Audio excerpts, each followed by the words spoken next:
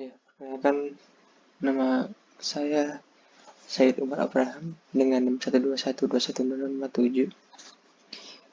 Nah, di sini saya akan memperkenalkan percobaan ke-9, yaitu distribusi zat larut antara dua pelarut yang tidak saling melarut. Nah, tujuan dari praktikum ini adalah untuk menghitung koefisien distribusi zat larut dalam dua pelarut yang tidak saling melarut. Nah, jika ada dua zat larut yang tidak saling bercampur, saling berkontak satu sama lain, kemudian dilarutkan zat yang dapat larut ke dalam kedua zat larut tersebut, maka akan terjadi distribusi zat larut ke dalam kedua zat larut. Artinya bahwa akan ada perpindahan zat terlarut dari zat larut yang satu ke zat larut yang lain secara bolak-balik. Bila laju distribusi kedua arah tersebut konstan, maka dikatakan terjadi kesetimbangan distribusi. Perbandingan itu disebut koefisien distribusi, diberi simbol K.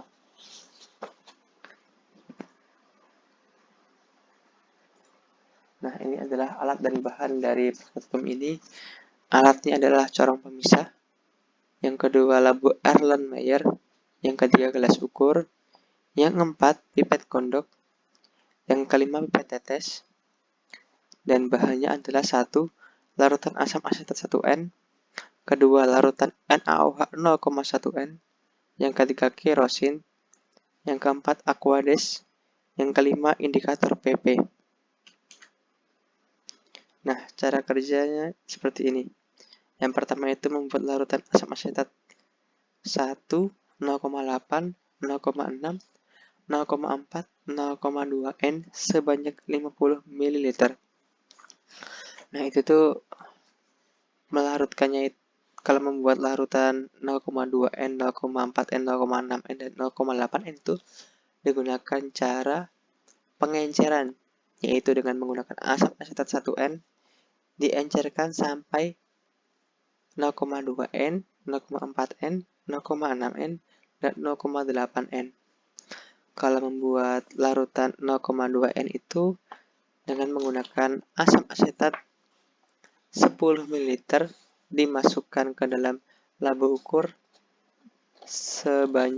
labu ukur 50 ml, terus diberi aquades sampai batas. Untuk 0,4 dengan menggunakan 20 ml larutan asam asetat 1N, terus diencerkan dengan menggunakan labu ukur 50 ml, terus dikasih aquades sampai batas maksimal. Dan cara tersebut itu sama seperti melarutkan 0,6 N dan 0,8 N. Untuk cara kerja yang nomor 2 adalah mengambil larutan asam asetat 10 ml untuk dititrasi dengan NaOH standar. Nah, ini 10 ml itu berlaku untuk asam asetat 1N, 0,8N, 0,6N, 0,4N, dan 0,2N. Nah, untuk kenapa harus diambil asam asetat untuk dititrasi dengan NaOH standar? Karena kita harus mendapatkan normalitas yang sesungguhnya dari asam asetatnya. Nomor 3, mengambil 10 ml asam asetat dan 10 ml kerosin dan memasukkan ke dalam corong pemisah. Nah, ini itu proses penyampuran dari dua zat larut ya. Nah, dua zat pelarut ini adalah asam asetat dan kerosin. Nah, itu sama-sama dimasukkan ke corong pemisah. Yang keempat, menggojok corong pemisah agar kerosin dan asam asetat tercampur sempurna. Nah, itu dengan cara diputar-putar kayak atau digojok seperti menggojok labu ukur, itu sama. Kalau untuk hasil maksimalnya itu kira-kira ya 5 menit lebih lah untuk dua zat ini, kerosin dan asam asetat, tercampur dengan sempurna. Nah, setelah itu kan ditunggu dulu tuh. Kalau di corong pemisah, ditunggu dulu sampai ada kayak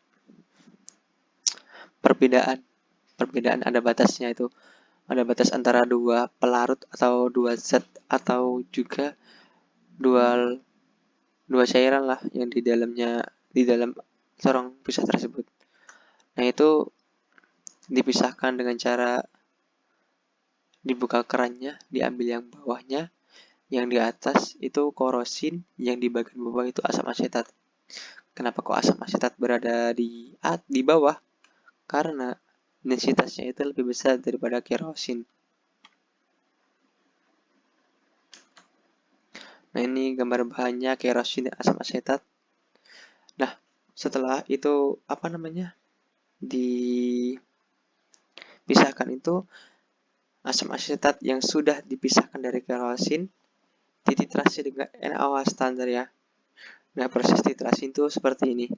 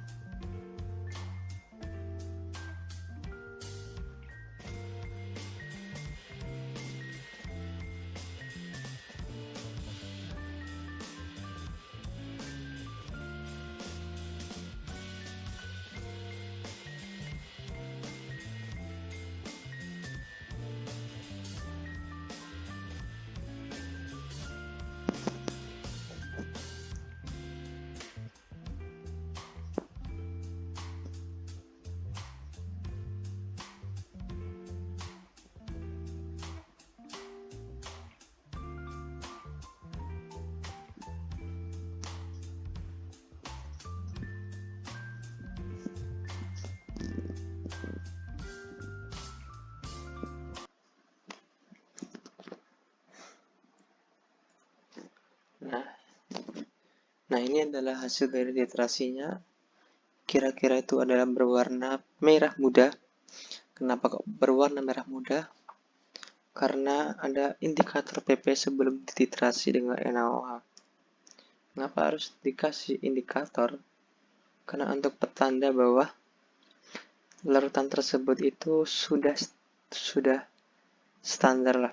Sudah, kalau di indikator PP kan di indikator PP itu berfungsi sebagai rentang pH ya, dari 4,20 sampai 9,83. Nah, itu kalau berwarna merah muda itu kira-kira di tengah-tengah ya, kira-kira di tujuan lah, karena sudah standar.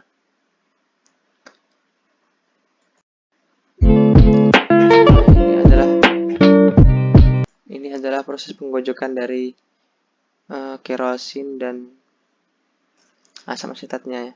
Bisa seperti ini menggojoknya.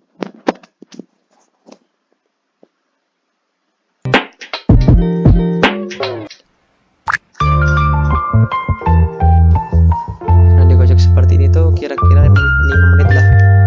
Untuk apa? Untuk agar kerosin dan asam asetatnya itu tercampur sempurna.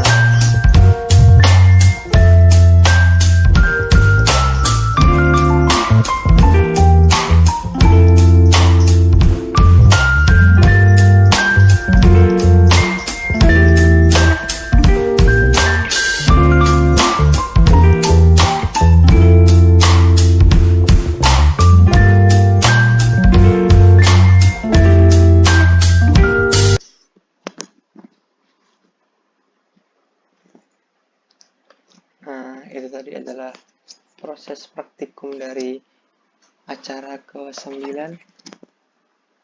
yaitu distribusi zat larut antara dua pelarut yang tidak saling melarut.